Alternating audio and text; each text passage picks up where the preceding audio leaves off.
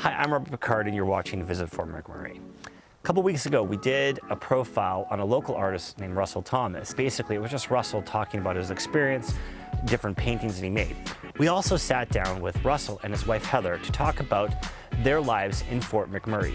Now, I'm sad and also happy for Russell because he's going to be leaving. He's moving to Okotoks, but I got to sit down with Heather for the first time and talk about her business and talk about the future of Birdsong Studios and the next evolution of their lives as they move to Okotoks. I wanted to do this special Visit Fort McMurray episode because you've had a big impact on my life, and we first met a few years back, but it was mostly significant at the We Love Oil Sands 70s, 80s, 2000 dance party, where we commissioned you to do a live painting of Dr. Carl Clark.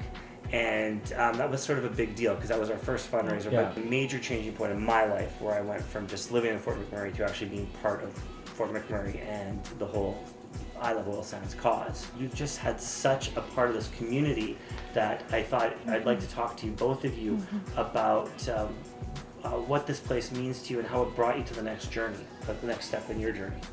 Well, you talk about the that night of painting Carl Clark. It showed me the potential that the painting could have for helping a cause.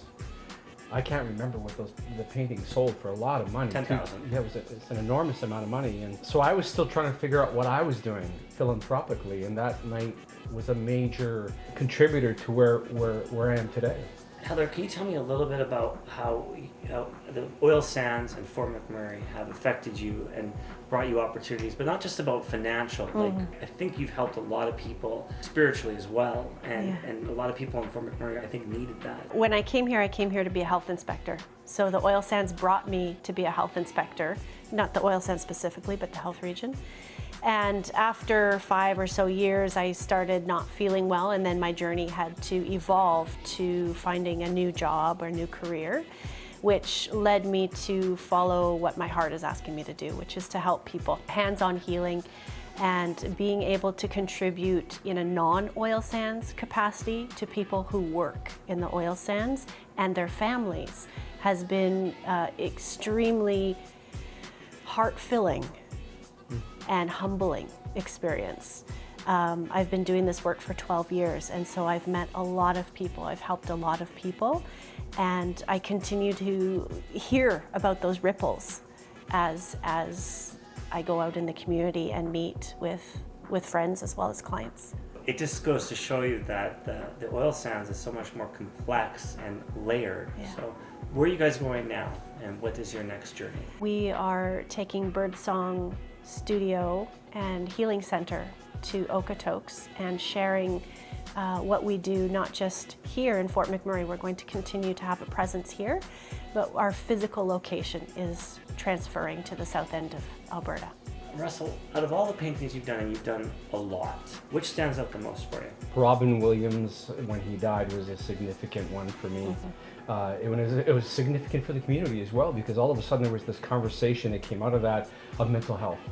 And of course we know what mental health has meant to this community post-fire. You know, the painting I did of you and your 2 dogs, it was probably my biggest painting. And of course you recently lost that dog, and I'm sure that painting has even more meaning to you now. I have to move it every time I walk down the stairs. He's looking right at me in the face.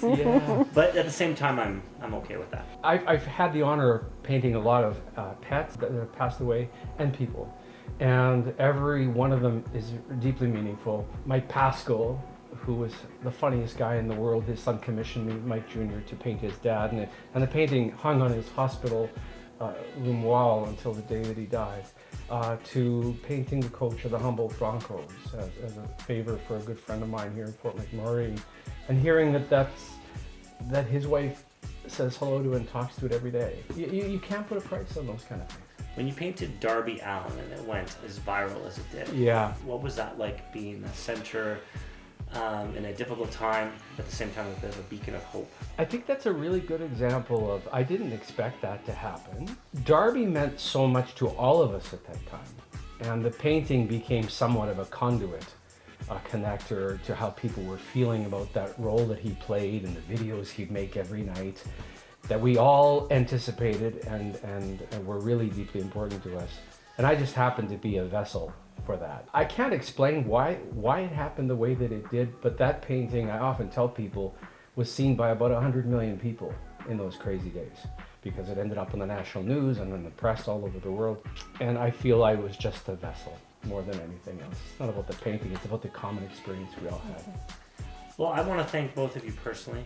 You've had an impact on my life. You're going to be missed. I'm happy for you. Sad you're going, but I think that it's a very, very special story to our region. Our studio will always be open. The studio is always open doors all the time. Perfect. Thank you, Robbie. Thank you. Thank you for watching Visit Fort McMurray. I just want to take a second and wish Russell and Heather good fortune. It's been an absolute privilege doing business with them. I'm sure we will continue to do some stuff together. But Fort McMurray has opened up so much opportunity for so many people, artists, singers, people that can, come here with very little and leave, not just with financial success, with fulfillment as well. Thank you very much for watching.